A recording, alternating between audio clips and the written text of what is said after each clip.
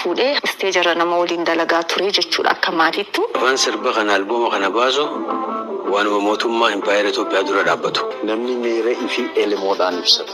Maqaa Oromootiin seenuudhaaf mormii dheertuu booda badhaasa nuu fudhate.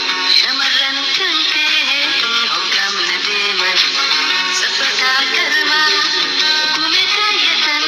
Afaan elemoon itti hin wallisne hin jiru. Elemoon jechuun akka anteeraati adama baakamutti. Ijoollee ta'e ala bahee miidhaa sabarra geesse. Takka duraan dho'oon. Yaadummaan Oromoo hundi walii galaa.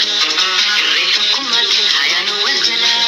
Gabbina muuziqaa inni gabbisuu bal'isuu aartii Oromoo keessatti uummanni keenya bal'ee.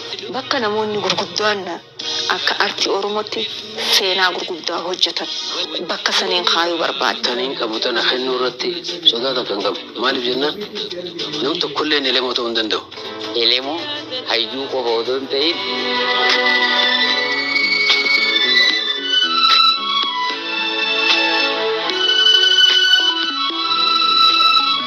goota Oromooti. Addatoo ayiyyoo bakoo abbiyyoo buleeyya nambayyoo sitanii mayaa waaqayyo. Kunooti. Faati bira dhiira jala jantee intalli qajeeltee jiraatu. Arrafuuftaa. Badri arrafuuta. ويبان يزود الناس. أنت دكتور أبي أحمد بهردار كمت عيوت أمنا بلو ميانا فاس. مثلا ما كنا تلانتنا بومبا في الدبت أبي يقدر يسولوشين نبرألو.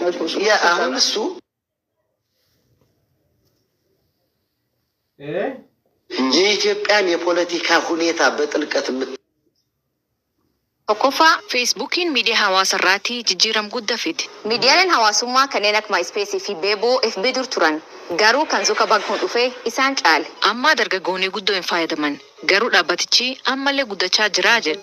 FB'n miidiyaa hawaasummaa addunyaa kanarraa isaa guddaa guyyaatti fayyadamtoota biliyoona 2 olii qaba. Keessumaa Hindii fi USA keessatti. Lammaffaa Feesbuukiin intarneetii dirree siyaasaa taasise. Sochiiwwan akka mormii Arabaa fi mormii Oromoo keessatti gahee guddaa qabu ture.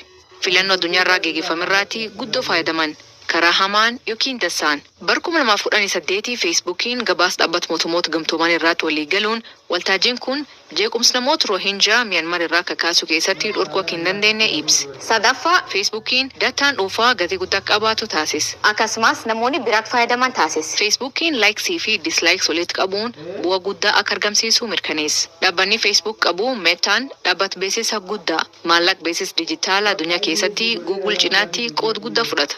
Garuu walitti qabuu dataa kan hundi keessatti maaltu hammaachuu akka danda'u mirkanaa'ee jira. Feesbuukiin data keen karaa hamaan fayyadamuu isaatiin yeroo hedduu $1 miliyoona dhibbaan lakkaa'amuun adaabame. Afreessoo Feesbuukiin olaantummaa Meetaa jalqabe. Milkaa'in Feesbuukii kanaan Mark Zuckerberg dhaabbilee akka WhatsApp, Instagram fi Oculus bitachuun impaayera ijaaree akka guddatu gargaare. Meetaan yoo xiqqaate namoota biliyoona 3 oliitti miidiyaa isa tokko guyyaa fayyadamaa jedha.